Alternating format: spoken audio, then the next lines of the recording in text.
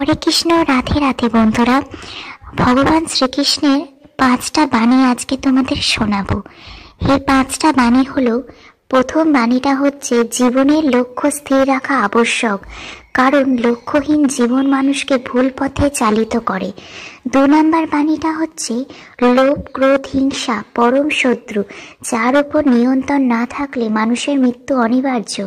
আর 3 নম্বর বাণীটা হচ্ছে ইন্দ্রিয় থেকে প্রাপ্ত আনন্দ প্রথমে অমৃতের মতো মনে হলেও শেষ পর্যন্ত এটা বিষের ন্যায় ক্ষতিকারক হয়ে ওঠে, যা কেবল মানুষেরই জীবনকে পাপে পরিপূর্ণ করে। আর 4 নম্বর বাণীটা হচ্ছে মানুষের কামনা ও বাসনাই হলো প্রভূত দুঃখের প্রধান কারণ। আর 5 নম্বর বাণীটা হচ্ছে যে জন্মের সাথেই মানুষের মৃত্যু নির্ধারিত, তাই নিজের কর্ম করো যা অনিবার্য, তার জন্য দুঃখ করো না। এই 5টা পরম বাণী ভগবান শ্রীকৃষ্ণের।